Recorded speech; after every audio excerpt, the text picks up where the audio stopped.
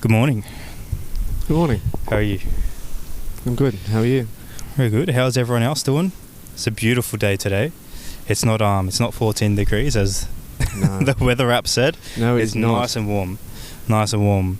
We're tucked away on the back beaches of Rye, on the cliffs. It's a beautiful day. Beautiful scenery. We did have to go through some off the beaten paths to get here, but it was a lovely walk. We did. Yeah. Well, this is a bit of a special spot for you, isn't it? Yeah, it is. My family, we live just around the corner. It takes about a minute to walk here, and we come here all the time. Our afternoon walks, we come here. It's beautiful. This is such a beautiful spot. Not many people know about it, which is another thing I love about it. But it's just, you can never not feel peaceful here. It's beautiful. So beautiful. So beautiful.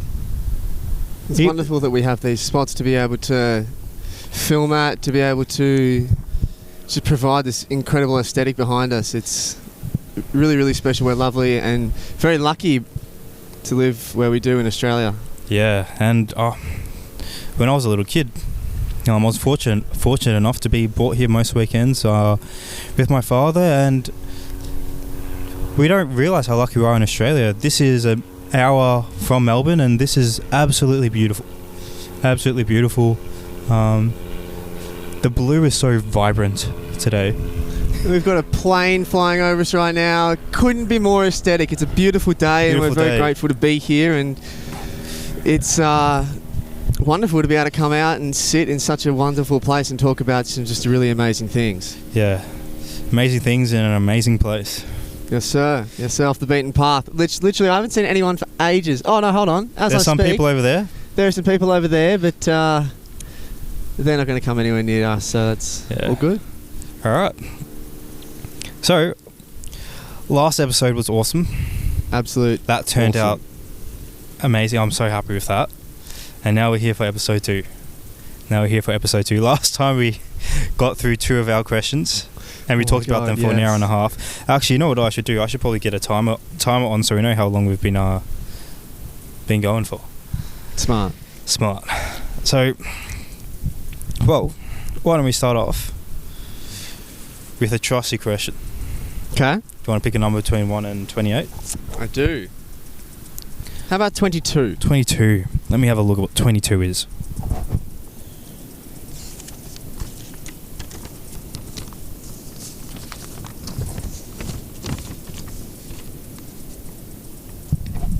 Mate, this is a ripper question. Such an important question, especially for our generation. We are go, and especially someone in the 20s, always out and about, clubbing, festivals, just doing stuff, never slowing down, never just being still. So the question is, you've been this type of person before, I've been this type of person before, we still are this type of person, but why is an extremely outgoing person likely to be hurting on the inside? Thank you for asking this question. It means a lot to me. Yep. It means a lot to me because... I know it does. Yeah, well, in the last 12 months especially, I've come to the realisation that, yes, I'm a very outgoing person, but a certain degree of that outgoing personality was a reaction to the situation in which I was scared. I was scared of how people would treat me. I always wondered why no one would take me seriously, and it was mainly because I didn't take myself seriously, and because I was so scared of how people would think about me, I would react. I would always be smiling. I'd always be laughing at different things, even if I didn't find them funny. And as I became more aware of myself, I started to notice I was literally sitting there or standing there in a conversation, in a social interaction, and I would just be smiling and laughing at stuff I didn't even really listen to properly. It was just like a natural response in that moment. Yep. A natural response that I'd created as a habit due to me being scared in situations, and social situations specifically. When you're trying to have some connection with the people around you, smiling at them, people are naturally inclined to smile back at you. Yeah, yep. And so when you ask the question, why are excessively outgoing people often the ones hurting inside, it's because, like how I experienced, there's a part of that extravagance or that extreme outgoing behaviour that is a fear response. You're unable to remain calm in a situation because of the anxiety that you've got going on within you and that you are unable to deal with yet. It's a bit of a backwards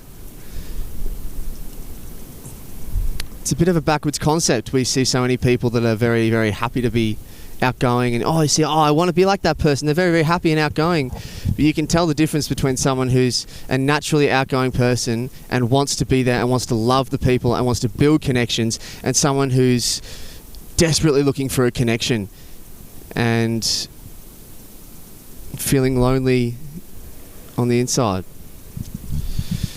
Yeah, you and I know that story. You've spoken to me a lot about, especially your DJ career, and I remember probably a year ago or a year and a half ago, you had some realizations of what you believed your initial intentions were. Well, you didn't know these at the time, but what your initial intentions were when you started going out DJing and becoming a DJ. And I think me, DJing myself, it's something quite similar. It can be quite similar. And when you said that, it's quite backwards. And I find, going back to off the beaten path, that's a lot of when you go on this self-improvement journey, you realize a lot of the things needed to improve your life are the opposite of what we tend to think, or they're quite backwards. And yeah, it's this desire to be outgoing, or this desire to be extroversion. I know we talked about this last podcast too, but it's almost the rejection of who you are right now, the rejection of what you're experiencing that is going to be holding you back the most from stepping into the person you're destined to become or supposed to become, or your potential. And there's nothing, I'm not saying, just sit in your weaknesses or sit in your weak spots or the things that you're not good at and just stay there. It's like, no, we have to accept where we are, accept our weaknesses, look ourselves honestly in the mirror and be like, okay, yeah, I do suck at this. And I think a lot of people, this is a idea I've been having recently, a lot of people fear accepting who they are or accepting their weaknesses, and we put on this mask, this fake facade of, I'm better than who I am. It's called the ego, or we puff ourselves up. And I think the reason why we're so afraid of going down to where we actually are is, I believe lots of us, and this is coming from my personal experience, and this is something I've had to deal with, and some people might resonate with this, some people might not, but this is my conclusion, is sometimes we're afraid of realizing our weaknesses, or there's this term thrown around a lot in today's society, validation. Sometimes we're afraid of validating who we are and just looking at, okay, yeah, I do suck at this, because we're afraid that, I'll get straight to the point, that it's an excuse to stay there. And that's, I think, what we're afraid of, is if we tell ourselves that, yeah, I do suck at this, or we admit that, yeah, I do suck at this, it's, in a sense, we're afraid that we will become complacent in it. But it's actually quite the opposite, and this applies to other people too. It's, if someone's being a bit delusional, in a sense, and they're being a bit, lots of us, we tend to go straight into the correction, the advice giving, but usually what someone needs first is that validation, no matter how crazy they are in the moment. It's to be heard. They need to be heard, and it's in that being heard. It's not, you're not telling them, hey, look, you can stay being dysfunctional. It's like, no, I can see that you're being dysfunctional, and that allows them to relax and be like, oh, okay, yeah, maybe I am being dysfunctional, I can change that. And it goes back to the sequence of processing your emotions, processing how you feel. It's always emotion first and logic, and it's why I'll use the example of toxic relationships, for example. It's why you can have a good mate of yours, and this can break your heart, that they're in a toxic relationship, and they tell you all about all the pain they're going through, and you tell them as well about all the pain they're going through. And you talk all the time about all the pain they're going through and all the advice they're going through, but no one's hearing them. No one's just sitting down and listening to them or validating them. No one's validating them. And deep down, they know what they need to do. Logic is there. They logically know what they need to do. They logically know, oh, maybe I need to leave. Maybe I need to have this conversation, blah, blah, blah, blah, blah, blah, blah. But there's this thing blocking them from accessing the logic, and that's emotion. And you need to process the emotion first. You need to feel heard and validated. So then you can go out and do the logical thing. Now, for someone who's more masculine, someone who's more in their masculine, it's much more easy to do. You can tend to skip straight to logic by feeling a little bit of emotion, and then you go straight there. For someone who's more feminine, someone who's more in tune with their thoughts, with their feelings, it's okay, maybe you need a little bit more time to process that. But at the end of the day, we're all human, and we do need that time to not escape the emotion, but go straight, process it for a little bit, whether that's for 10 seconds, whether that's for 10 minutes. Not saying you wallow in it for hours and hours and hours, because that's not helpful at all. But yeah, it's, you know, if you are an outgoing person, there's nothing wrong with that. It's cool to want to be outgoing. There's nothing wrong with it either. If you want to be more introvert or extrovert, it's okay, where's your weakness? Acknowledge that that's where you're weak in, and turn it into a strength. And the first point of turning it into a strength is validating yourself that, okay, yeah, I do suck at this. And that's okay. And that's like a hard thing for us to admit to ourselves a lot of the time. And it's also just kind of circling back around to what we were saying at the start, the outgoing person. Sometimes the people that we're trying to be liked by, we're trying to get them to like us, aren't necessarily the people that we should be hanging around with. And oftentimes, if you're trying to, or sometimes, when you're trying to get someone to like you, and you're trying to be this bigger version of yourself, that's a time where we can ask ourselves, why do I think I need to improve on myself right here in this situation? What is wrong with me now being authentic and genuine as I am, and accepting however this person thinks about me? Because it's a trap, really. And then if we're changing ourselves because we think we need to change ourselves so other person will like us, one, why are we doing that? Is it because we don't necessarily really need to be with this type of person? Is this person not very good for us? Or two, is it because we don't like ourselves? And it's probably a mixture of both. Hard thing to come to terms to. Yeah, and I think it's, especially in the self-improvement space, that's one of the toxic sides of the self-improvement space is the desire to change for validation. And lots of us, we don't wake up in the morning and be like, oh yes, I'm going to change because I want some validation. Oh, the plane circling back. the what? Yeah. How cool would that be? Imagine having your plane and just flying around it. But, dude, I know. But yeah, lots of us, we don't wake up in the morning and think this, but I think deep down, obviously, me, when I started my self-improvement journey, I can realize now that that's probably likely where it came from. It is where it came from is, okay, I want to improve myself so much that everyone loves me, everyone accepts me. And doesn't work. That doesn't mean there's nothing wrong with improving yourself, but you got to look back at the intention. What's the intention? Is, are you running away from who you are so that everyone can realize your glory and realize how awesome you are and you can have all these friends? Or are you just trying to be the best version of yourself? Now, you can become the best version of yourself for your loved ones and for the people around you, but this is scarcity and abundance mindset. This is what it is. It's. Can you explain a little bit on abundance mindset? What is that? Just so I'll explain what both of them are. Please. So scarcity mindset, put simply, is the belief of finite resources. Things are scarce, things are running out. Someone else's gain is my loss. That's another belief. So if someone has this, then it's less for me. If someone else is making money, that means there's less money for me to make. If someone else is making friends, that means there's less friends for me to make, blah, blah, blah. That's the scarcity mindset.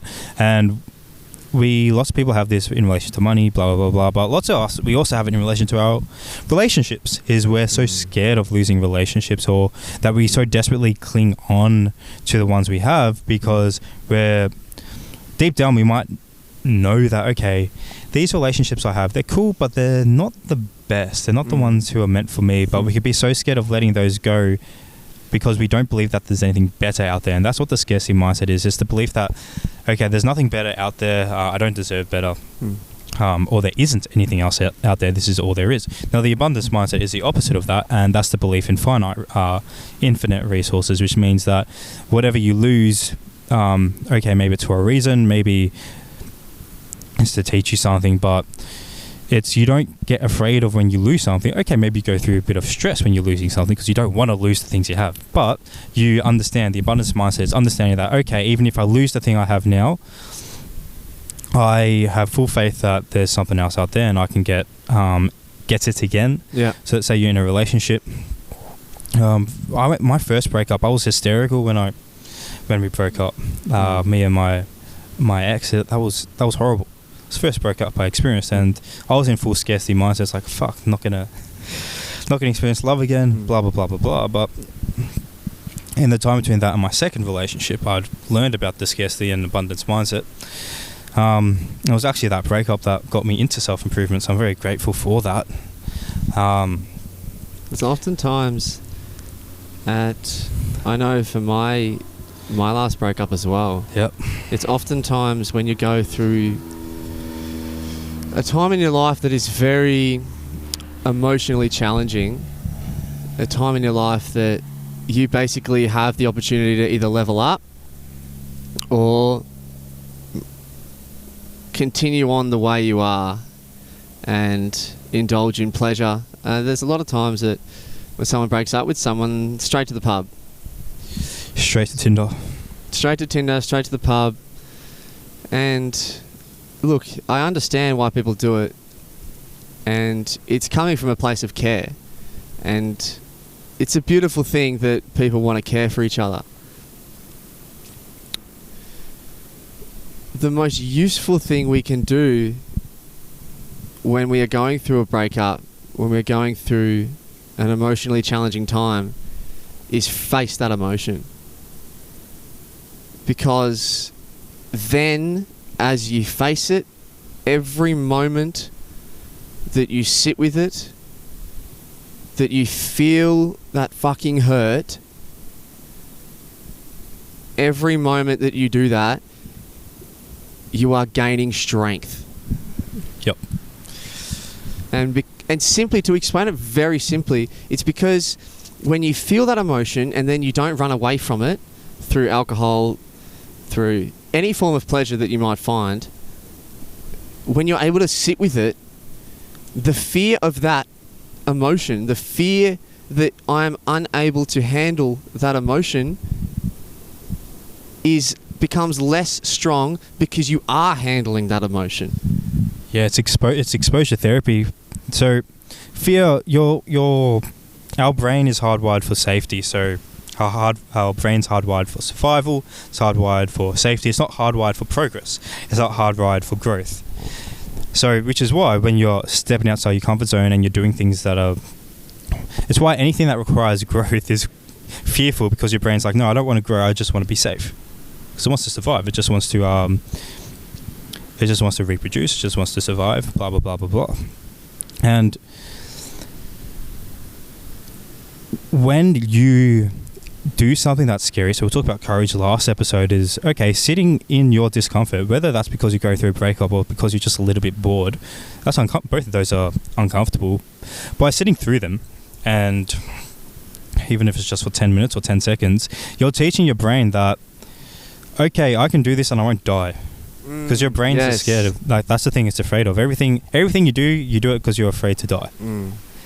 Now, literally. Now, when you feel these discomforts, you just teach your brain, talking about last podcast, we're talking a lot about teaching, you teach your brain that, oh, I can go to a club sober and I won't die. Yeah, but you got to do it. You got to do it. It's okay. You'll feel awkward, but you won't die. And then your capacity for feeling awkward goes up. So then you no longer feel awkward. It's your capacity.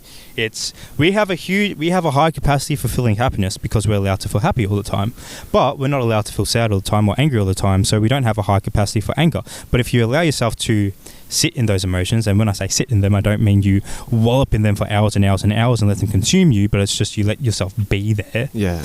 Your capacity for them goes up, and you realize, okay, I can be in these emotions, and there's nothing wrong with those emotions, which then means you're more emotionally stable. Your emotions are more integrated. It doesn't mean you're one of those people who lashes out all the time and you're out of control of your emotions, but you're actually in control of your emotions, and they don't consume you. You have them, but they don't consume you. And it goes down to this deep fundamental principle that I absolutely love, and it's so simple. Everything related to self-improvement is so simple, but it's hard to do. And it's you are not your thoughts. You are not your emotions. So you have thoughts, you have emotions, but they are not you. They don't have to dictate who you are. It's, this jumper that I'm wearing now, I have this jumper, but I'm not this jumper. Thoughts are the exact same. So when you're sitting with your discomforts, it's okay. When you're at let's say you do go through a breakup, and you decide to sit with them, you're teaching yourself to realize that my thoughts and my emotions are separate, and I don't have to listen to them. You can have the thought, oh, let's go get smashed. It doesn't mean you have to listen to it, because you're not your thoughts. Most of us think that whatever I think, I have to do. And this can lead to a lot of shame. And I think shame is probably the most darkest emotion. Shame's the darkest emotion. I was talking a lot in my coaching, and you've witnessed this, that graph where it shows the levels of emotions. Shame's at the bottom. Oh, yeah. Shame's at the bottom. I'll probably put it on the screen for everyone's watching here. It's got all these numbers, and shame's at the bottom. It's the lowest emotion you can feel. It doesn't mean there's anything. It's an emotion that we should hate. It's just, okay, it's the one where you feel the worst, and okay, you get used to it if you sit with it. But when we don't realize that we are not our thoughts, we have shame towards our thoughts, because everyone has dark thoughts. Yeah, of course. Yeah, it's just part of being human. It's just part of the natural experience, and everyone has them. Let's say you have a dark thought of doing something horrible to yourself, or doing something horrible to someone else, or you just think wrongly towards someone, and you think, oh shit, that's not me. Now that's a thought, and there's nothing wrong with either of those thoughts. That I want to do something horrible to Calum. Also, I'm not a horrible person, which means I don't want to do something horrible to Calum. Those are just thoughts.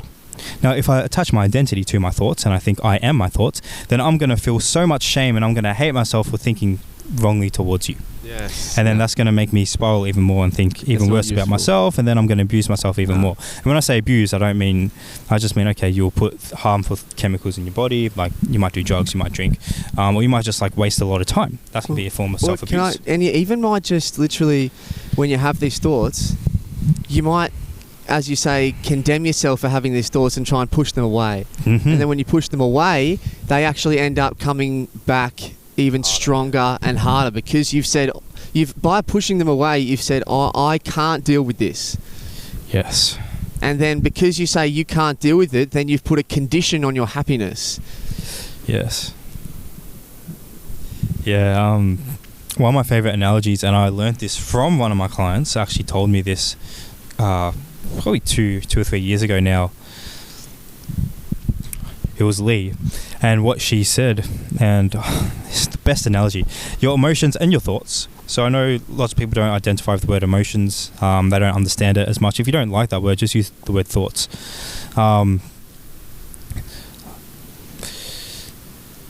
Your thoughts and emotions are like a beach ball. They're like a beach ball, like a blow-up ball filled with air. Let's say you're just standing in the water, you're in the shallow part of the water, you can stand up, it's like waist height or chest height, and you have this beach ball, and this beach ball represents your thoughts or your emotions. Now, what most of us do is we push the beach ball down under the water. In order to get rid of it, we push it down under the water. Now that means that both of our hands are occupied, and we don't have much skill, we can't do anything else, we're just holding on to this emotion all the time, and it's in a sense, it's controlling us. But what's also true is eventually we're going to have to go and do something, we're going to have to, I don't know, okay, it's time for me to get out of the water, or I need to use this hand now. But when we let go, or maybe, you can't hold it for days and days and days, you're going to have to let go of this beach ball eventually. it's going to shoot up even faster because it's being pushed under the water, and with all the air pressure or all the air inside the ball, it's going to just shoot up and smack you in the face. So it's going to knock you out. It's not going to knock you out. It's going to hurt. It's going to be annoying. You have this beach ball smack you in the face. Now, that's option one. Option two is you have this beach ball and it's just floating in front of you, and you just leave it. You just let it just be there, and let's say it just stays there for a few minutes. It's just floating around you. Then after some time, the waves are going to just take it away. It's just going to go away, and your emotions and thoughts are the exact same thing. If you try and push them down and run away from them, as you said, they're just going to come back eventually, because you can't hold them down forever. And this is why you have these people who have these huge outbursts, and seemingly very calm people. And I used to be this person. No one would ever see me get angry, and they were so scared. It's like, I've never seen Cristian get angry. And then sometimes when I did get angry, it would be not destructive, but it would cause a lot of hurt to people. Like, I would say some very vicious and vile things, and it's just all this anger that was pushed down for months and months and months and months, just coming out in a second.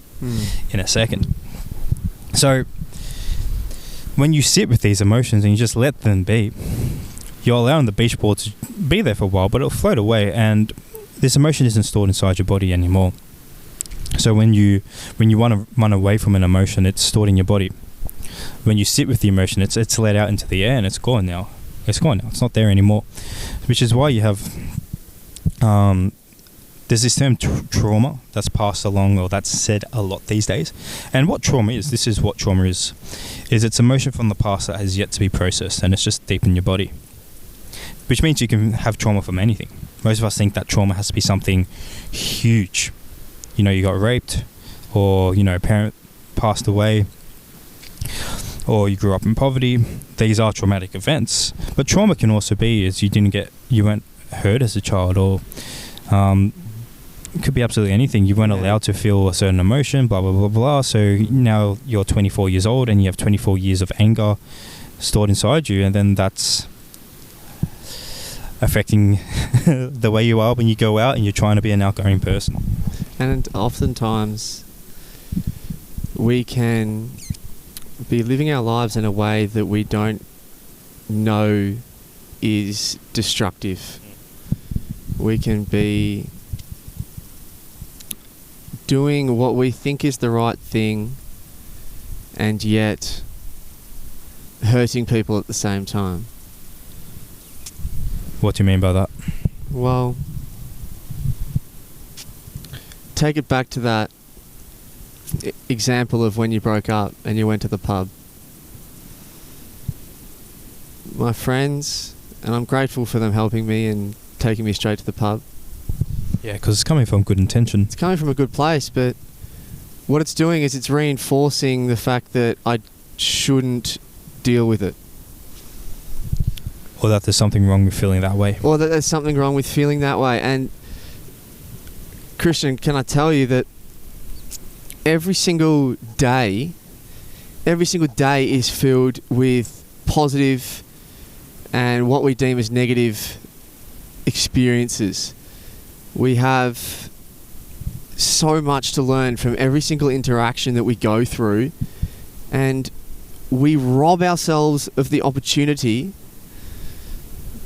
to grow when we run away from the shit stuff, because we have it in our minds, we have it in our belief system that life should be comfortable, life should be happy all the time. And like what you were saying before, it's a matter of separating yourself from those experiences and saying, oh, this is a tough experience. And that is okay. And that is okay. And this is a tough thing that I'm going through right now. And you know what? I'm going to take life by the balls and do it anyway. And then when you do that, you have created more self-esteem. You have built more self-esteem. You are now a more confident person. If you handle the awesome situations, yes, that's great. And they're the best. They're awesome.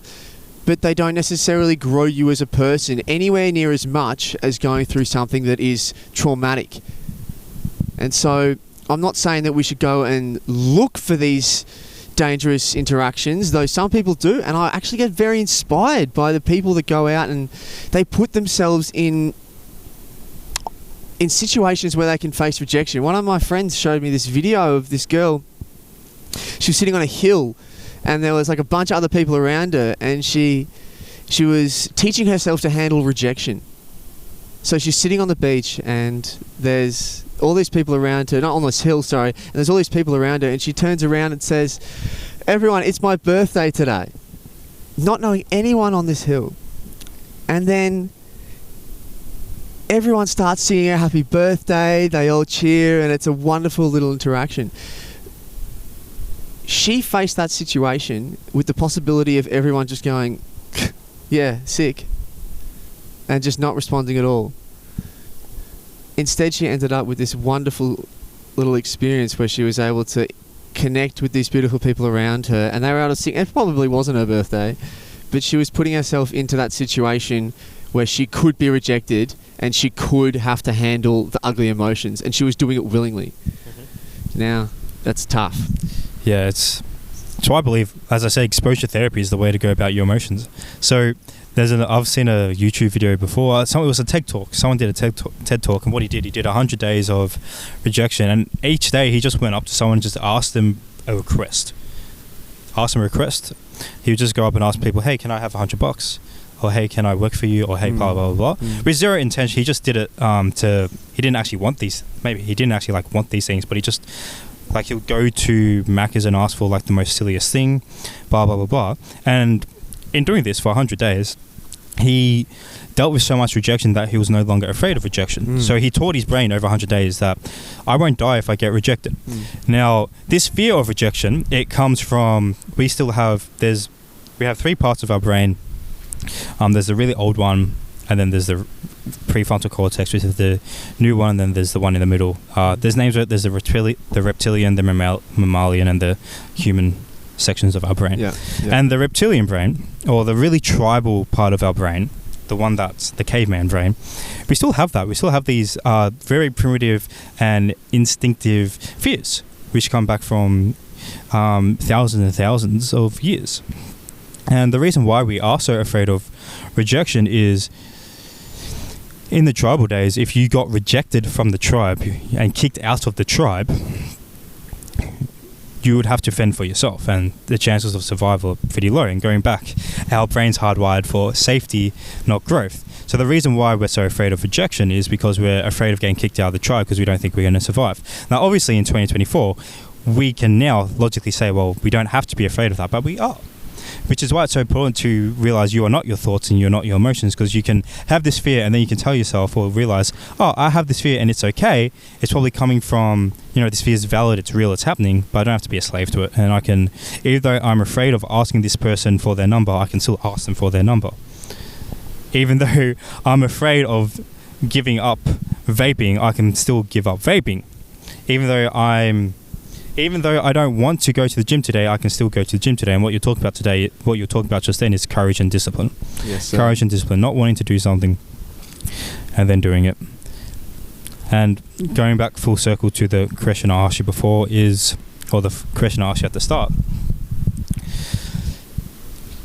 is someone who is very outgoing or who is going out all the time, the reason why they can be, or it's likely that they are hurting on the inside, is it can be a form of escapism of, now this isn't to shame you, this is just to help you build a bit of self-awareness, because you and I, we've had this realization in our time, is if you can't be home and sit in silence,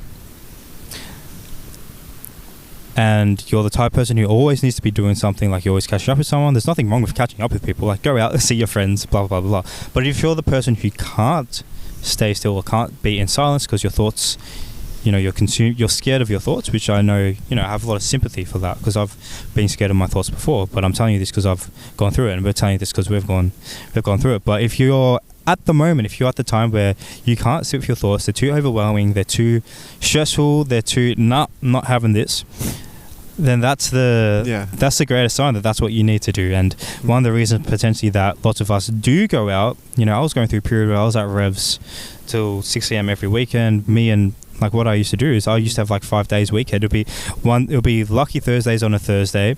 It'll be Circus on a Friday, into revs. Then when I was DJing at Levels, it'd be Levels on a Saturday, probably going, Electric on a Friday, blah, blah, blah, blah.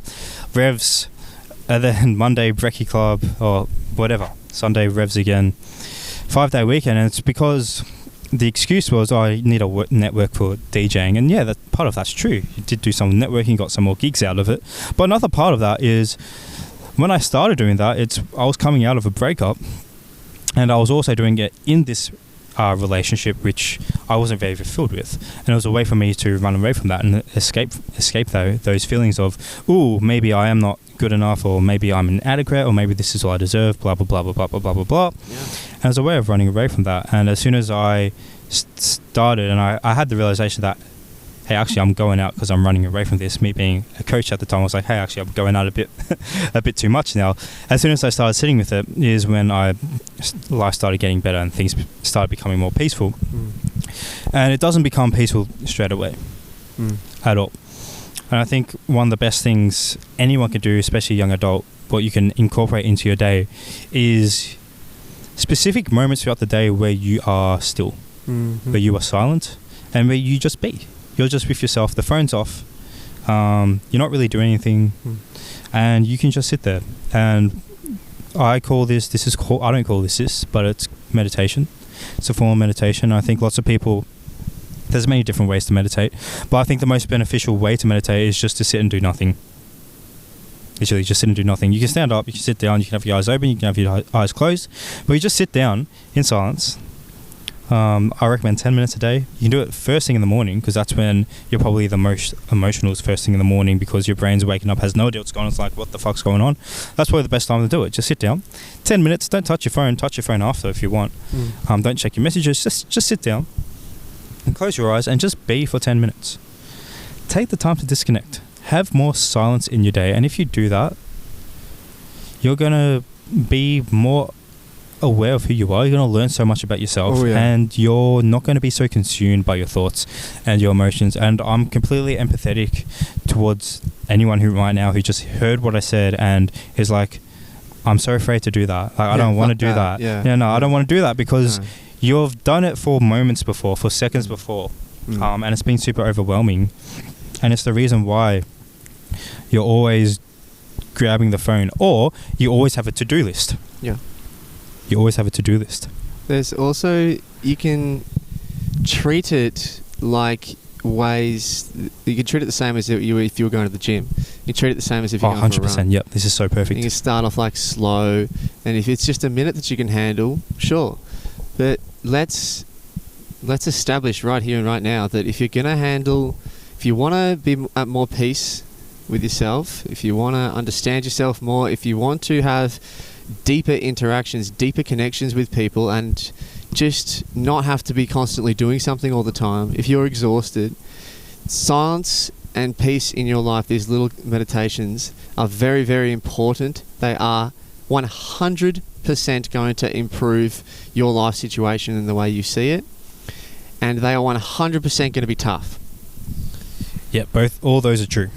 It's going to improve, and it's going to improve your life. It's going to be tough. Yeah, it's going to be real tough at the start, and it's tough because you haven't exposed yourself to it much. Yeah, as we said last episode, with your cricket, you sucked at bowling. Yeah.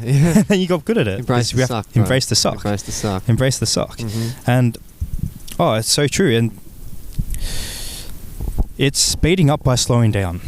Yeah. I think that's it's something I've learned a lot, is in order, like, if you just want to be more emotionally stable, it's the art of doing less, you're also more productive. Oh, so much more focused and attentive. Yeah. And look, can I ask you a question? Do you really think that people can multitask? No. I think there's times and places for it, but I believe you do your best work when you're just fully focused. You do your best work when you're fully focused.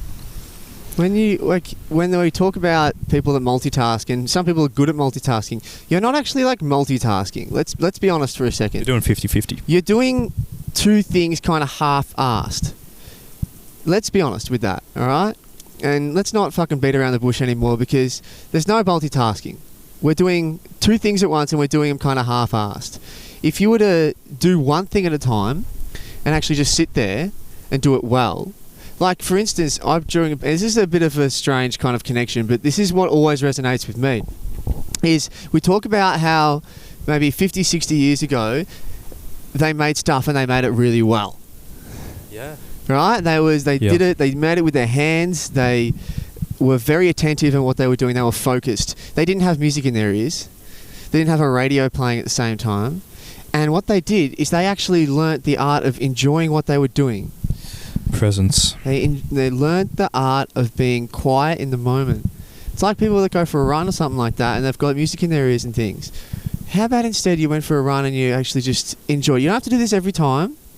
There are times for both. Maybe you just really want to listen to music that day. But an opportunity for you to inject more silence into your life is just go for a run. Go for a walk with no headphones, no nothing. Go for a drive. Go for a drive. You know what mate? baffles me, mate, is if you do that, you're considered the psychopath. Crazy, right? Like how that's you being a normal human from 100 years ago. How are you a psychopath? Exactly, and people back then made stuff so much better. So they made focused, stuff so much more focused, so much more disciplined. And yes, if they had the opportunity to have earphones in their ears, they might have done that. And I'm not arguing with that. I'm just saying that back in the day, then there was this ability to focus better, and the quality of work was higher. Yep. I did a half marathon recently. Did you now? Well done. Thank you. Good stuff, mate. Thank you. I've done 2 this year. Hey. They're so fun. They suck, but they're so fun. I hate it, but I loved it. That's good. Yeah, okay. Tell me more. But what I was going to say is everyone's wearing headphones. Yeah, dude. And even just people, just some of my mates, or even just people there, they say, like, how do you do that? That's so crazy. How can you run without music? How can you run without, like, how can you stay motivated without hardstyle pumping in your ears? Or, like, how can you, like, I don't want to hear myself puffing because now I feel like shit that I can't run. But you're not your thoughts, you're not your emotions. And if you start doing things without music playing, okay, sometimes, like every now and then most times now I go for a drive and I have a podcast on, but I make sure there's times where I drive in silence. There's a balance. And I make sure there's times, I went through a period where this year, I would say it was probably a 4 or 5 month period, maybe it was 4, where I didn't bring my phone to the gym. Didn't bring my phone. I bought a pen and paper so I could write down my sets and everything. But I didn't bring my phone. And I was so aware of everything that was going on there. I was so focused. I had the best workouts. I was so focused. And I was so just in tune of everyone around me. And I'd actually talk to people because I go to a local gym and I'd just see people who I knew growing up. And I'd just actually be willing to talk to them and see them. And I'd notice that in the gym, everyone had their headphones on. And there was just like the bunch of like old dudes. Yeah, why is it always the old dudes? Old dudes who were just like actually just grinding it out without headphones on, and they were just like pumping it out, and you just look at each other and you just notice that, respect. Yeah, totally. Respect. And I think there's so much, I'm not saying never listen to music, never listen to podcasts, enjoy them, but you should have time, or you should, and you have to think about this, you have to plan this, going back to habit trackers and stuff from last time. You have to think about these, you have to plan it, and plan time in your day where you are undistracted, where you are 100% focused on what you're doing. Now, okay, maybe if you are going for a walk, maybe that can be your time where you're responding to messages or where you're doing some stuff, but have times throughout the day where you're just doing the walk. You're just there. And yes, that means you're going to be hearing your thoughts. And yes, that means you're going to be feeling the discomforts, or you're going to be feeling the way you feel inadequate about yourself, and you're going to be feeling the doubts you're having about your career and the fears you're having about this. And those are very important for you to feel, because first of all, either they're telling you something and you have to listen to that, or it's teaching you that you don't have to be a slave to them, and both are going to be true. But you're never going to figure out which option it is, or what to do if you don't take the time to actually give it a crack. To do nothing, yeah. Like what you were saying there when you were going for those runs, everyone has music in.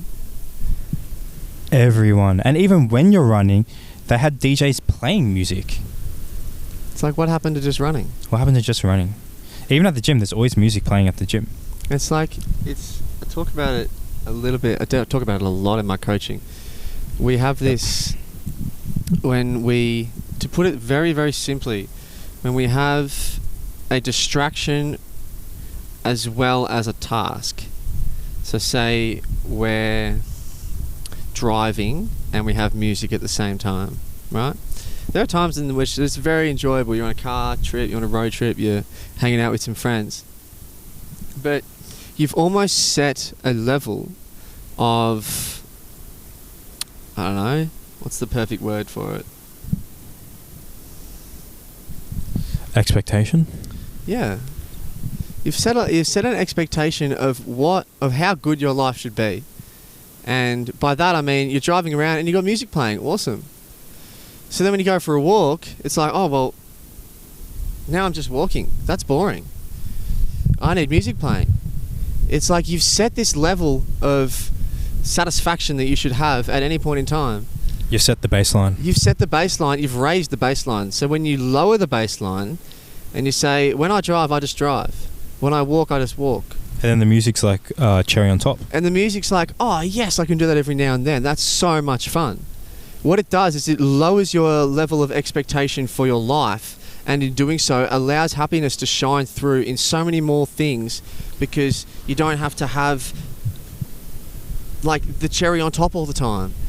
Like, you don't expect the cake to come with the cherry. You get the cake and you're like, fuck yeah, that's a dope cake. And then it's like, oh, this cake has a little bit of icing on top. Amazing. It's like, but you're not expecting everything to be so awesome all the time. You're allowing things to just be as they are.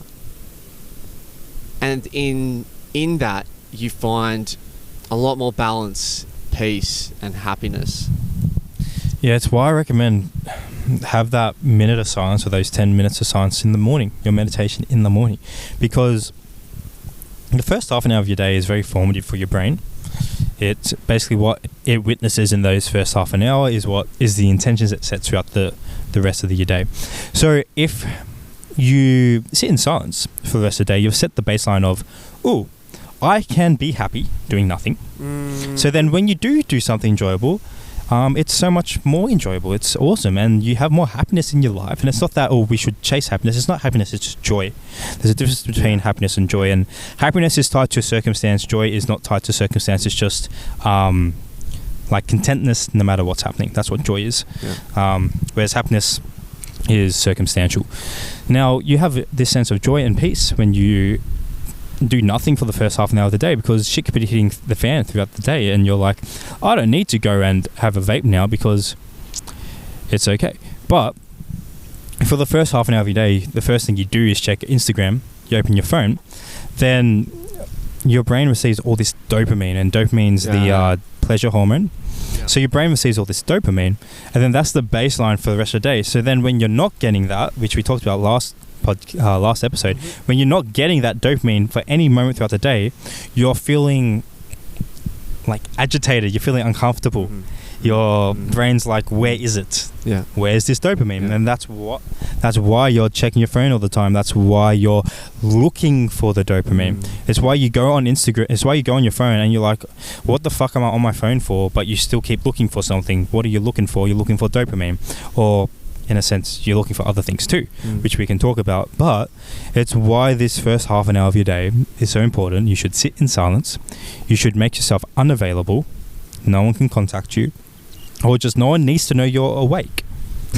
No one needs to know you're awake. If you're waking up at 5 o'clock, tell people you're waking up at 5:30. Just spend half an hour Calum time, Cristian time, doing nothing. And you're going to feel so much more peace in your life. We wonder why we never have any time for ourselves and things like that. Because we never make the time. We never make the time. And it's also like, oh, I'm constantly doing stuff. I'm busy all the time. I'm exhausted all the time. Well, then stop. But stopping is terrifying. Yeah, because now I'm going to be even more behind. One of my favourite analogies is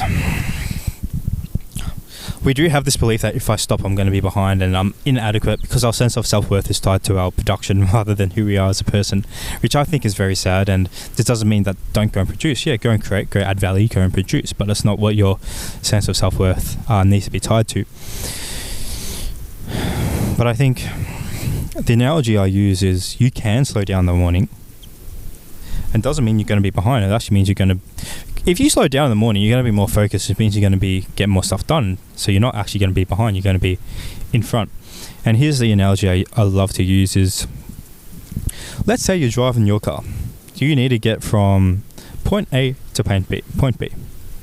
You need to get from Melbourne to Rye, to the beach here. You need to get to the beach. And you are running late. Let's say you're running late. And you're like, oh shit, I'm running late, so I better get there quickly. You hop in the car, and the petrol light is on. And you decide, I can't take 10 minutes to stop at the petrol station, because let's say originally you're running 15 minutes late. Well, now I'm going to be 25 minutes late, because it's going to take me 10 minutes to put petrol in. Now I'm going to be 25 minutes late. Well, what's going to happen is you're going to get caught all the way there, and your car's going to run out of petrol, and now you're going to have to call RACV. They're going to take 2 hours to get there, and then you're going to have to do all this stuff, and then you're going to have to... Now, not only are you like $200 in debt because you had to pay them to come out, but now you're probably like 3 hours late. Yeah. But if you took the 10 minutes to go to the petrol station, then okay, you're going to be 25 minutes late, but that's much better than being 3 hours late. So if right now you are feeling behind, probably one of the most beneficial things for you to do is to slow down. Yeah. Is actually to stop. And that doesn't mean you spend a whole week doing nothing. It's like, stop for 10 minutes. Yeah. And that doesn't mean, oh, okay, I can go watch Netflix now. I can go scroll on Instagram for 10 minutes. That's not your break. It's giving your brain a break. Do nothing. Mm-hmm. Slow down. Read a book. Watch the waves. Watch some waves. Yes. Go for a nice walk. 10 minutes. Whatever it takes. So you need to speed up by slowing down. Yes. Put in the petrol. Yeah. Put in the petrol. Because if you don't, you will burn out. You won't get to the destination. Whereas if you put in the petrol, okay, you might get a little bit late. It's better to get there late than to never get there. And who decides what late is? Also, what is the rush? What is the rush? We're constantly rushing from thing to thing to thing to thing to thing to thing. What are we chasing? What are we looking for? We're running away from the feeling that we're inadequate, that we're behind, all these things, the breakup we went through 10 years ago, we still haven't faced that emotion yet. So we're running away from that. We don't know it. That's what we're running away from. It's nothing. That doesn't mean there's anything wrong with you. It's okay. It doesn't mean you're broken, as we were talking about last time. I'm going to ask you a question, because we're still on our first question. I'll finish this off quick. This little point here. It's whenever you feel yourself being pulled to do, or being pulled towards something, you don't even know why you're doing it. Maybe it is checking your phone. Maybe it is just working all the time. And I'm not saying don't work all the time. You can work. Like, be hard. Work hard. But you do need time to stop. And I'm not saying, take 5-week vacation all the time. But every month. But if you do notice yourself being the person who is going all the time, and even when you are stopped, you're doing something. Even when you are stopped, you're organizing, you're planning, you're blah, blah, blah, blah, blah. Check in with yourself.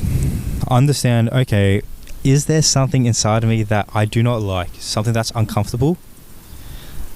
Sit with it. Get to know it. And then love that part of yourself. Love the part of yourself that fucked up in your last career. In your last relationship. The part of yourself that allowed you to become overweight. Love that part of yourself. And that doesn't mean that you go and let yourself become even worse at it, or you allow yourself to become even more overweight, or you're allowing yourself to fuck up even more in your current relationships. It's your letting yourself go. It's forgiveness. And forgiveness is the greatest gift we can ever give to ourselves. That's a quote from one of the Stoics. Forgiveness is a gift you give to yourself. And forgiveness, I think lots of people struggle with this concept of forgiveness and compassion, probably because they come from a religious background, or like a religious, it's a very religious term, and lots of people have been hurt by religion, which is completely fair enough. But I think lots of people, definitions are very important, and I think lots of us have the wrong definition when it comes to forgiveness, because lots of us believe forgiveness is condoning behavior or letting behavior pass and allowing someone to do it again, even yourself. But what forgiveness is simply letting it go. It's saying I'm no longer allowing this to affect me. So let's say, Calum, you hurt me. So let's say you did something very painful to me. Let's say you betrayed me, you stole from me, and it was really painful for me. Let's say that happened. Now, if I forgive you, that means that I will no longer let my future be determined by what you did to me. Now, that doesn't mean I have to actually even say anything to you. Doesn't mean I have to let you know that I forgive you. I can if I want. But it doesn't mean that I have to go and be your friend now. It doesn't mean you have to be my friend again. I can make that decision. But it doesn't mean I have to. I'm not obligated. I can forgive you without being your friend again. It just means I'm letting go of that situation. I'm moving past it. And I'm understanding that people, here's a great thing, here's a great belief. People who hurt other people are hurting on the inside. So people who are hurting are hurting. And we all know this. Whenever we have lashed out at someone or we've done something horrific to someone and we feel this shame towards, oh fuck, that's not me. It's because we were anxious at the time or angry at the time. We were in a place where maybe we were stressed and we did something that we regret. We didn't do it because we're a horrible person. We did it because, in that moment we felt pain and we just projected it onto someone else. That's what we're doing in that moment. And if that's true for me, it's true for you, which means I can have compassion towards you. It doesn't mean that I'm like, what he did was okay, what he did was awesome, that's a cool thing to do. It's like, no, let's say you did something hurtful to me. It's like, okay, both of these can be true. Truth number one can be that what you did was horrific, or what I went through was horrific. Truth number two can be, I'm no longer going to be affected by it. I'm not going to hate you for it. Both those can be true. So I think forgiveness is such a powerful emotion. It's one of the most important emotions, or one of the most important processes that we need to go through, especially towards ourselves. So the opposite of forgiveness, I would say, is shame. Shame towards ourselves and others. That's one of the most dangerous emotions that we can go through. That we can experience. So, yeah, I think forgiveness is one of the things that's holding you back. And if you find that there's someone you cannot forgive, you're really struggling to forgive, think about, is there something about yourself, or have you acted in a similar way and you're struggling to forgive yourself for that? It comes down to hate as well. Hatred. Or fear. It's fear. Yeah, fear. Fear is the absence of love. Well, it's like when you can hate someone in your life, it's like the question, by hating them, what are you really achieving? And who is it actually hurting? Yourself. Because the reality of it is, when you hurt or when you hate someone else, they probably don't know. And by you holding on to that negative emotion, you're actually storing that negative experience inside you. Yeah, you're blackening your heart. Yeah, it's affecting you, not them. It's tough to come to terms with, because that person's probably done wrong by you, and that's probably not okay. Which is cool to admit that. You have to admit that. But like what you said just there before, it needs to have compassion for the fact that they were hurting inside, and they hurt you because it was a way of they could release some of their uncomfortable discomfort, fear, anger that they were experiencing themselves. And that's not saying that, that's what you should do. That's not saying that that's not the right way to go about it. It's like, okay, because someone's done this to me, that means whenever I'm hurting, I can just go and vomit my shit onto everyone and hurt everyone else. We're not saying that. We're saying that you don't have compassion towards when people do that, because people do the best with what they know in any given moment. Exactly. So if someone knew better, they would have done better. But obviously they didn't know better. Damn right. And we all sit on high chairs and be like, this person's an adult, they should know better. Well, obviously they didn't. Well, that's like what you were saying before about loving the fact that You suck at stuff. You suck at stuff, and you got obese. The fact that you went through an ugly breakup, the fact that you indulged in all of these drugs, alcohol. Like, I've done fucking heaps of that stuff, and I had to learn that when I was condemning myself on a Sunday afternoon and hating myself for doing that, that's what was actually causing me to go back and do it the next weekend. Yep. The more we self-hate, the more we self-abuse. Well, it's exactly right. It's like we need to have compassion for ourselves. It's like we were doing what we knew at the time, and the drugs and the alcohol wasn't the problem, it was the solution. Yeah, it was the yeah, that's exactly right. It was the way we were trying to solve the problem. The pain we felt inside of us. Whatever that was derived from, whatever circumstance derived from that, that's irrelevant. It's the pain that we're feeling. You can either use the pill to solve it, or you can get to the root solution, the root cause. What caused it? Damn. Fix it. On the inside. So, triggers. Everyone today is triggered. No one can say anything without someone being triggered. Fuck that. Cancel culture, all of this. Everyone's triggered, everyone's an emotional wreck, blah, blah, blah, blah, blah. Yeah. And everyone's entitled to their, like, everyone's, like, entitled to the way they feel. It's like, oh, I'm feeling uncomfortable, feeling oppressed, you should stop saying what you're saying, blah, blah, blah, blah, blah. I'm feeling offended, blah, blah, blah, blah. I think it's one of the most toxic things about our relationship, but, I mean, our generation. And your triggers is no one else's responsibility but yourself. Exactly. No one else's responsibility. Because what a trigger is, this is what a trigger is. You have, let's say you have this huge scar on your forearm here. Huge scar. And let's say it was hurt by, whatever, this tree over there. You ran against the tree. You got this huge scar. So now you got a scar. Now you have two options. Or whenever something touches that scar, it's going to hurt. Of course it is, because you've got this scar here, and it hasn't healed yet. It's this open wound. If you were to go poke me right here, it'll hurt, and I'll be like, ah, shit, that hurts. Now you have two options. You can either go around and tell everyone in the world, do not touch my scar, or you can avoid all the situations where your scar can be touched. Yeah. Or you can go through the painful process of putting in the stitches and healing it up. Yeah. And when we become triggered, it means that we have one of these scars on the inside of us. It means we have one of these scars on the inside of us. And when you get triggered, it can be an revelation. It can be this, oh, awesome, I've discovered a trigger, because that could be like, okay, this is something now that I can work through, that I can heal, and I can now get myself to a spot where I can no longer be triggered by this. So let's say, I know what's something people get triggered by a lot? When someone corrects them. Oh, that's a good one. That's a good one. That's something I used to deal with a lot. When someone corrected me or someone didn't agree with me, I'd get triggered by that. And that could have been an emotional wound that came from school or came from something where the first time I was corrected, I felt inadequate. I was made to feel inadequate. So then, let's say now as a 24-year-old, whenever you get corrected, you feel inadequate, but you don't know this. It's just a deep emotion going back to trauma. It's an emotion that hasn't been processed yet, and it's coming back up. It's this trigger. Now you're getting triggered, and now you think that because you're very emotional that you're right, but you're not. You're not always right. Emotion isn't right. Emotion and logic are completely different things. Yeah. It's just your experience. And instead of going around and being like, no, you can't give me advice, you can't correct me, or you can't do this, blah blah blah blah blah. It's like, no, you're not entitled to that. It's whenever you feel triggered, it's not like this person sucks for triggering me. It's like, no, look at yourself and be like, okay, I have this trigger, now it's my responsibility to go and heal it. Not everyone else's responsibility to never step on the trigger or never touch the scar. It's your responsibility, no one else's.